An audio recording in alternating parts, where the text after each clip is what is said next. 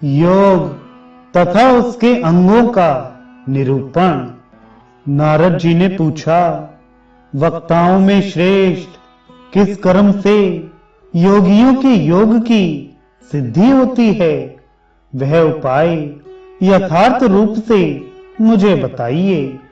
श्री सनक जी ने कहा, तत्वार्थ का विचार करने वाले ज्ञानी पुरुष कहते हैं कि परम मोक्ष ज्ञान से ही प्राप्त होने योग्य है।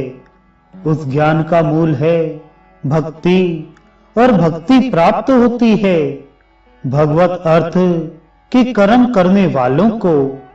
भक्ति का लेश मात्र होने से भी अक्षय परम धर्म संपन्न होता है।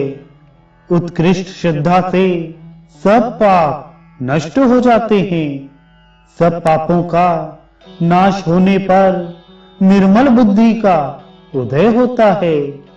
वह निर्मल बुद्धि ही ज्ञानी पुरुषों द्वारा ज्ञान के नाम से बताई गई है। ज्ञान को मोक्ष देने वाला कहा गया है। वैसा ज्ञान योगियों को होता है। कर्म योग और ज्ञान योग, इस प्रकार दो प्रकार का योग कहा गया है।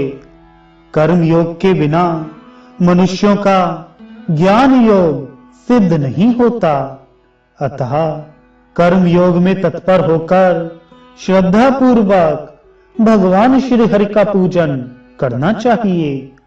ब्राह्मण, भूमि, अग्नि, सूर्य, जल, धातु, हृदय तथा चित्र नाम वाली ये भगवान केशव की 8 प्रतिमाएं हैं। इनमें भक्ति पूर्वक भगवान का पूजन करना चाहिए। अतः मन, वाणी और क्रिया द्वारा दूसरों को पीड़ा ना देते हुए भक्ति भाव से संयुक्त हो सर्वव्यापी भगवान विष्णु की पूजा करे। अहिंसा, सत्य, क्रोध का अभाव, ब्रह्मचर्य, अपरिग्रह, ईर्ष्या का त्याग तथा दया, ये सद्गुण ज्ञान योग और कर्म योग दोनों में समान रूप से आवश्यक हैं। यह चराचर विश्व सनातन भगवान विष्णु का ही स्वरूप है। ऐसा मन से निश्चय करके उक्त दोनों योगों का अभ्यास करें।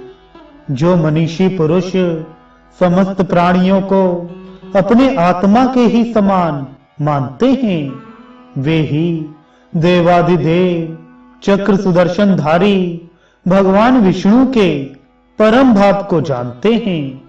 जो असूया अर्थात दूसरों के दोषों को देखने में संलग्न हो तपस्या, पूजा और ध्यान में प्रवृत्त होता है, उसकी वह तपस्या, पूजा और ध्यान सब व्यर्थ होते हैं।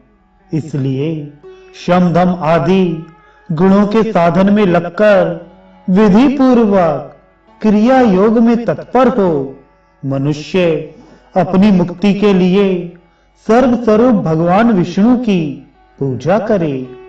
जो संपूर्ण लोकों के हित साधन में तत्पर हो मन, वाणी और क्रिया द्वारा देवेश्वर भगवान विष्णु का भली भांति पूजन करता है। जो जगत के कारण भूत सर्वांतयामी एवं सर्व पापहारी सर्वव्यापी भगवान विष्णु की स्तोत्र आदि के द्वारा स्तुति करता है, वह कर्मयोगी कहा जाता है।